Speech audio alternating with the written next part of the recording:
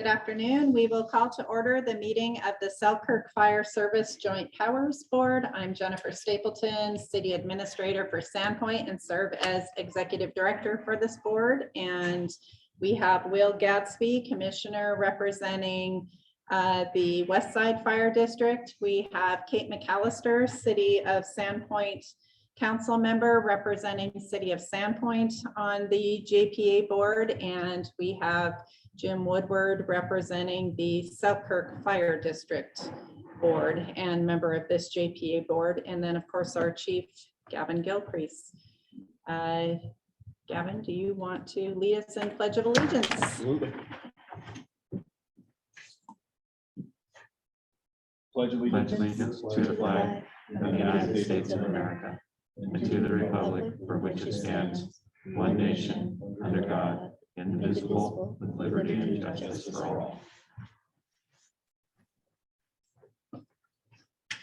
Before we move forward with our agenda, I would entertain a motion to add public comment onto the agenda. We talked about this at the last meeting and it got missed before the agenda was sent out. So I would entertain a motion to put in public comment after our board and staff announcements. So moved. I second. All in favor? Aye. Aye. Okay, thank you. Moving forward, board members, do you have any announcements? None from me. Other than, and I think I said it at City Council, thank you to the fire department for all their help with, and the volunteer firefighters help with Winter Carnival, because it's been very successful and it was really great to see them out there. Excellent. They did do a good job. They did a great job.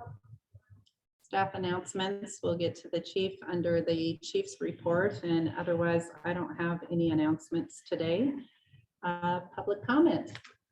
Yes, my name is Merlin Glass, and I'm out in Dover, and I've been talking with the chief and others about our little area of Idaho over there in terms of emergency management and the fire department. I come with a fire department background, so obviously you can't let that go regardless, even though I moved here to retire. I ended up complaining about some of the statements that were made about the water pressures out there on the hydrant systems, and that got me onto the Dover board, or the Dura board, for Dover Urban Renewal Agency. And then I ran for city council, ended up getting elected to city council. So much for retirement. In looking at Dover specifically, West Side in general, that there's things that, the city council would have observed, and what Dura I've observed is that they don't know anything about the fire service. They don't know anything about response EMS, none of that. It doesn't end up in any of the conversations. And so my goal is to try and put that in there as part of a topic, and so that we're not caught, with our hands in the air when something happens and we start pointing fingers. And so I had a good conversation with the chief yesterday about the fire station, and I applaud the addition of the personnel over there, because that was probably my number one thing. Having one or two people in a firehouse responding by themselves, one guy by themselves, two people, to me is a safety issue. And so to the extent that we can mitigate that, I think we should. It should be part of what we provide for our fire personnel in terms of team safety. Talking about the fire station, there's things that we get done in the fire station. If you recollect back, it was before my time, but the station was built with urban renewal money. Dover Bay is a PUD, and so there's state guidelines on how we marshal that money around. And they provided the fire station, they provided a ladder truck, and that was pretty much dropped. Okay, and you mentioned about infrastructure and stuff like that, maintenance. I'm sure there's stuff over there that requires maintenance. And so my approach, not wanting to upset the apple cart, talk out of my lane, I just put it out there that if a presentation could be given to the city council as to the goals and desires and objectives of West Side, maybe we can find some means to facilitate some of that and raise some awareness. At the last council meeting, the lady came up there very upset, very confused about the number of people in the firehouse and where the ladder truck went and some of the other issues pertaining to responses there. And I talked to the chief. I went and sat for a good hour in the fire station talking to firefighters, because you pick that stuff out of their brain. Is what is this? What is this? How can I make it better? And I'm still learning and trying to figure out, okay, how from Dura is a pot of money, city council has a pot of money. In 2029, Dura disappears and all that money goes to the city council. So in terms of the PUD where that fire station resides, there's efforts that we've made already to fix the outside and do some maintenance, painting and that kind of thing. The chief brought up about an exterior staircase. So that's what I'm going to present to the city council next month as a possibility, because then you got to go and get contractors say, yeah, okay, we can do this, we can't do that, and how much it's going to cost. See where that goes. But because they're sleeping up there, they have no means of egress except for that staircase going down. And I don't know if that's your only priority. I'm sure you got a ton of other ones. I'm pretty solid on the idea of recruitment and retention, because I see a spinning wheel here. If you train these young guys too good, they go find jobs someplace else and you start over. So I did 36 years in the firehouse, and then I went to FEMA for 8 years, and so I'm trying to upgrade what we do in Dover in terms of emergency management, and I'm working on a coop and cog plan, an evacuation plan. We just signed a joint agreement with the city, between Dura and the city, for that exit across the train tracks that's been locked up for who knows how long, never got developed since Dover Big was put in as an evacuation route, and how that plays out and who does what. So that'll be working with Bob Howard and kind of stick it in with his plan.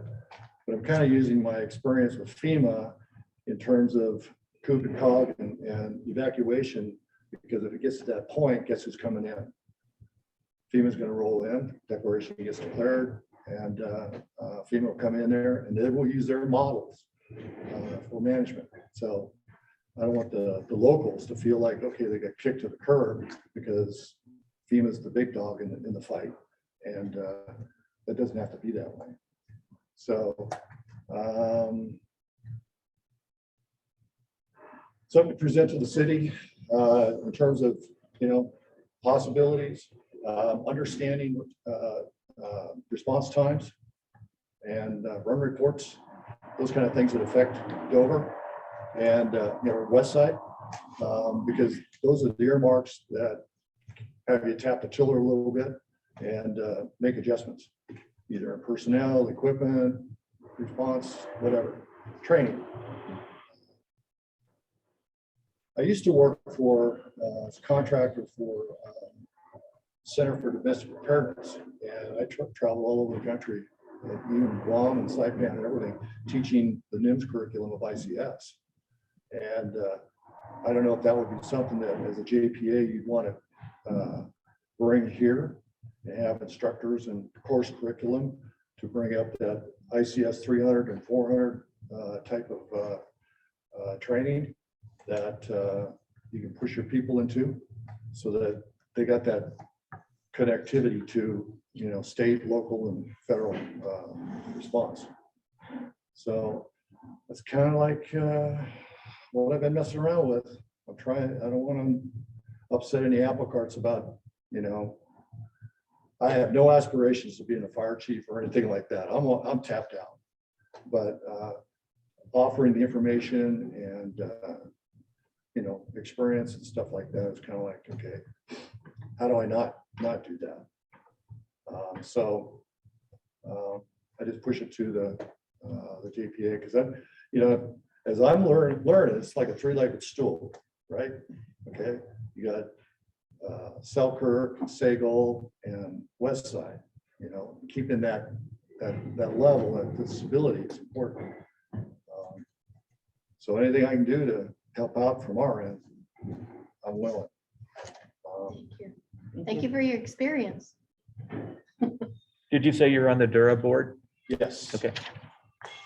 And presently, I've looked at the budget items for Dura, and I signed the checks for Dover, and I don't see anything. I looked the last 2 months, nothing for emergency management.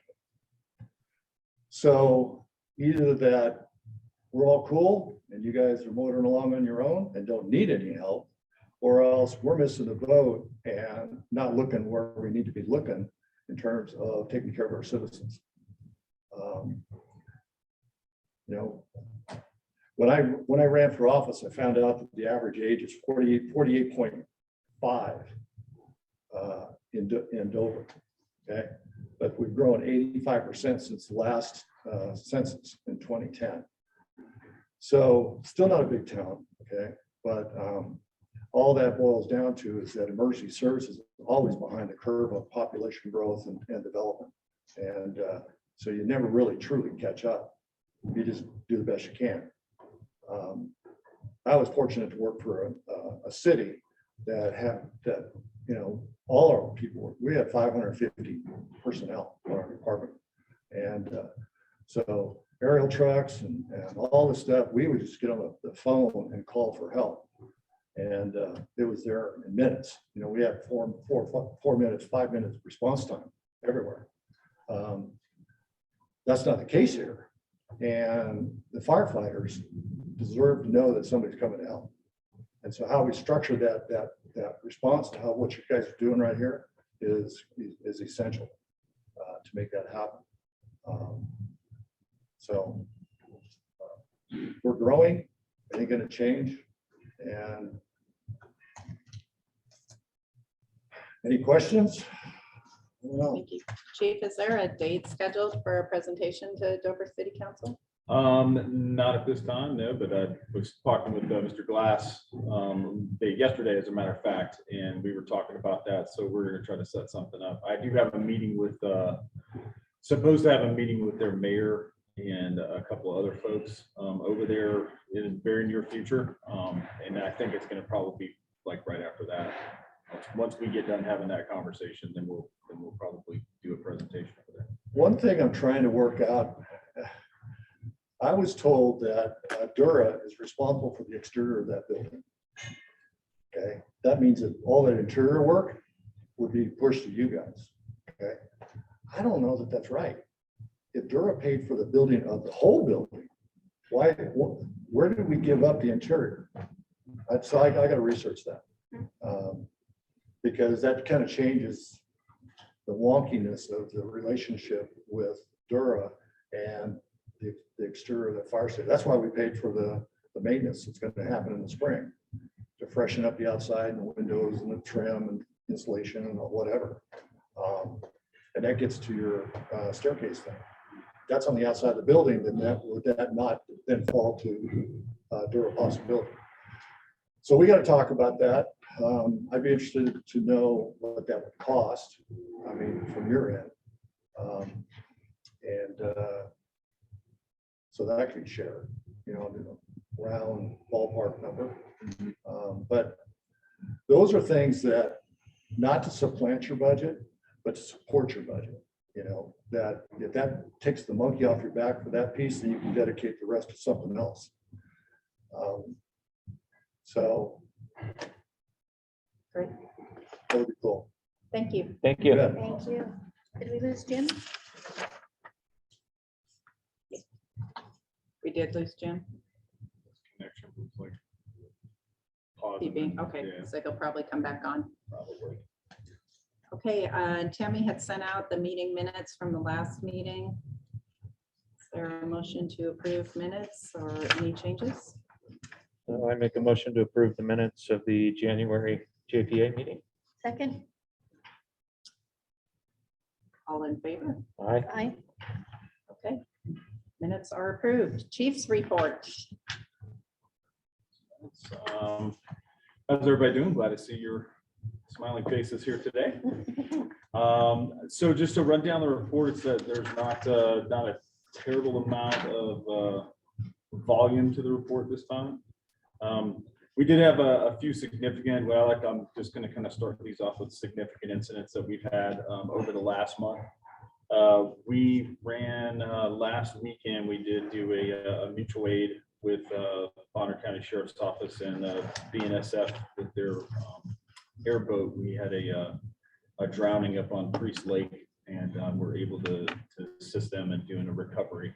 That gentleman, I don't know if he was fishing or what have you, he just slipped under the ice. So we were able to give them a hand and help them with the recovery effort on that. Several chimney fires throughout the district, which is commonplace for this time, but we always try to make sure we get the word out and make sure people are keeping their chimneys clean, especially now when it's cold. Even though it's cold, you need to take a break and get them cleaned out. And then we in the city, we did have one RV kind of a / travel trailer fire last month, or during the last month. Other than that, no other significant incidents throughout the district. Training for the last month, we just completed a multi-agency training with some of the area fire departments and BNSF. It was a class called Oil Under the Ice. It was a hazmat, how to mitigate hazmat incidents or spills if they were under ice. And it was about a weekend's worth of training, and it went very well. Everybody that attended said it was a really good class, and we got some of our folks in there that have never been around that type of operation. So glad we could do that. Our resident training has started. We increased from 2, we had 3, went down to 2. Now we're up to 6 residents running out of the Dover station. So we're in the process of getting those folks certified in their firefighter 1. What that basically is, it's a hybrid environment curriculum. So they'll do some self-paced stuff online, and then throughout the week they'll meet and do some hands-on stuff with the on-duty crews to get them ready for their burn. And basically just brings them up to the nationally accepted standards, and they'll be able to enter and conduct operations in IDLH environments or inside structure fires. They'll be able to go in instead of just operating on the outside. We're hoping to have that wrapped up by the end of spring, maybe a little bit sooner. Our policies and procedures, so SOGs and rules and regs, we started our work group, got that established. Our first meeting is going to be on March the 4th. And that's where we'll go through and give everyone the expectations and the timelines of getting that stuff reviewed. The intention is to be able to review those on an annual basis, so that way we're staying current and relevant with our policies. We have started to conduct our mid-year review of the budget, and currently we're tracking on a global level pretty much where we should be. Over the next couple of weeks, we're going to dive into some of the line item stuff in preparation for getting the budget ready for next year, and that's going to begin towards the end of this month, first part of next month. So that way we can be ready to go on that timeline. That's pretty much all I had for the chief's report this time. Any questions for the chief? And Chief, are you doing our financial report today? I really don't want to, but yes, I believe I am. Yes, I believe I am. Any questions on the finances? So I don't know where Sarah usually starts the financial reports. I guess we can start with which one do I have here? I have the station wages, benefits, right? That's kind of a deal. There was so on the standpoint, went to Jennifer's point earlier, was a little bit out of kilter with the rest of the year, as far as it being a little bit more than anticipated. After talking with Sarah, like I said, we found some of the stuff that we had done during that November, December timeframe just had that lag built into it. So it kind of reared its ugly head in January and kind of pushed it out of the limits. But in overall, I think 2 points. One, we're still kind of making sure that what we saw, and it had to do with some personnel assignments, as well as some other things that happened in December with some of the overtime stuff. But it really boiled down to the lag and not having that stuff hit until January. We should be, as far as the salaries go, the salaries are a little different than everything else in the budget. That's figured on the 26 pay periods. So on the 26 pay periods throughout the year, we should be hovering right around the 28% of budget spent at the end of January. And Sandpoint's under that a little bit, still at 24. So we're still good, but that one that stands out a little bit kind of throws a flag, makes us want to dive into it a little bit more and make sure we're keeping a good watch on it, you know.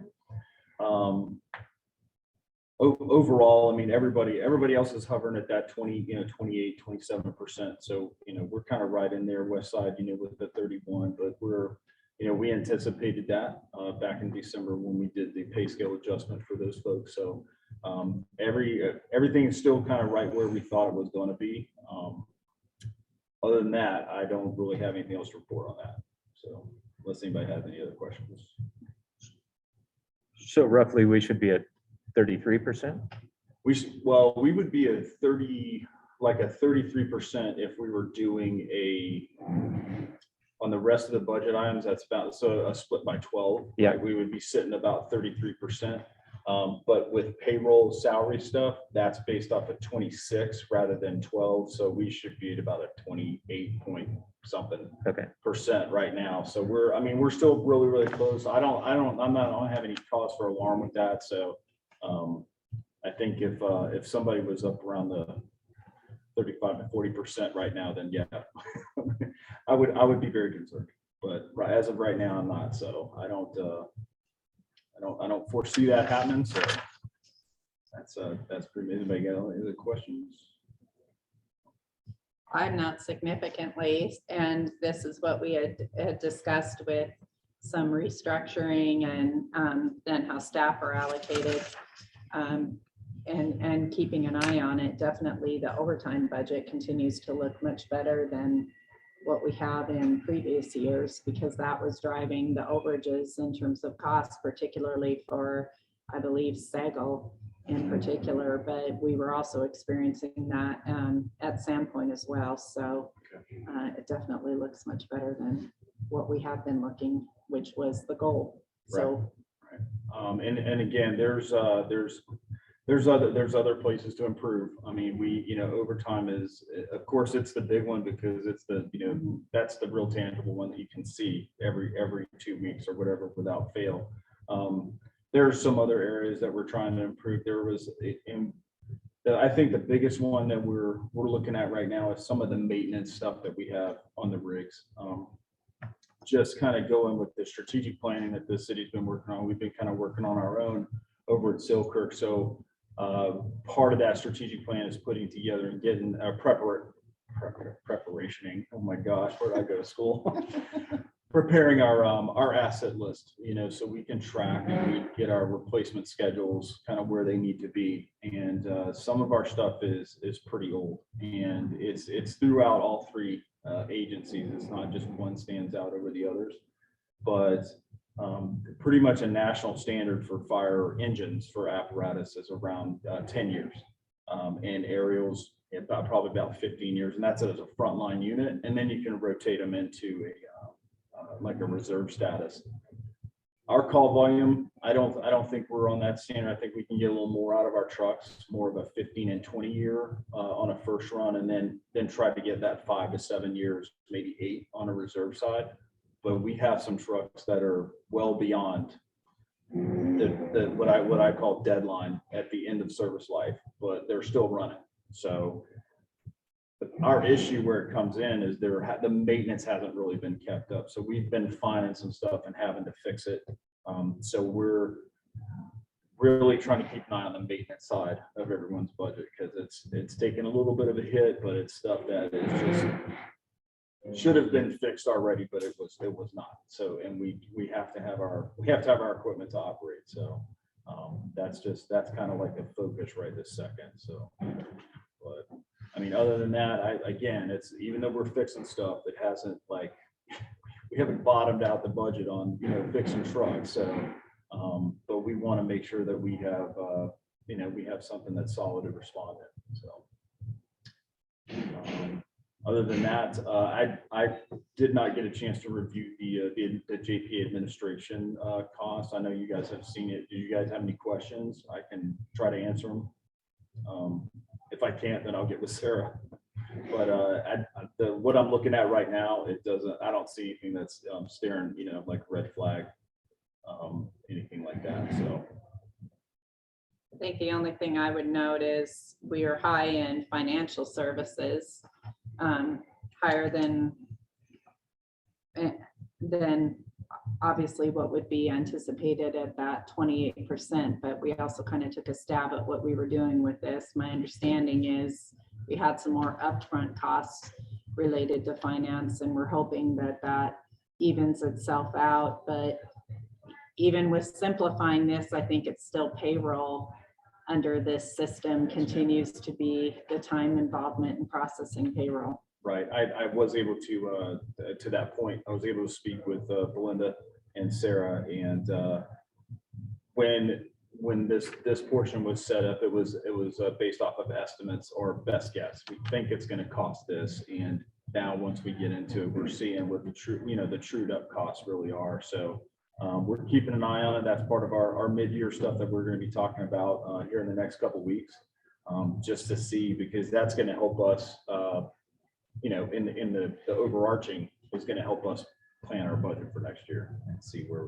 see what direction we're headed with that. So I think one thing that would be helpful for the board moving forward is if we continue to stay high, I think if we could look at perhaps understand maybe some of the operations practices that are taking more time in payroll, and perhaps a discussion around and some recommendations as to whether costs are going to be higher because of XYZ operation practices, but the recommendation is we continue this for what reasons, or an opportunity, I think, to kind of look at that, because as I'm looking at this month over month, I'm not seeing our costs starting to go down. I can see that being a consideration for the other two boards. And I know from the behind the scenes aspect of it, still we are that tracking with moving people across stations, bidding across stations, that still does impact. As much as we're trying to streamline, it still does impact the time for payroll. So I think it would be worthwhile for us to have a discussion about that in more depth, probably at next month's meeting, at the latest at the April meeting, because we're in our budgeting process at the city already. So looking at that and what we expect allocations might be is something we're going to be looking at this spring. So I think probably some of those issues we should talk about at the next meeting. And that's really going to take both you and Sarah, with you knowing the operations side and Sarah really understanding, working with Belinda and understanding what's impacting on the payroll. Right. And it may be that's fine and we decide we're going to continue with that same practice, but I think at least surfacing it would be a good discussion. Agreed.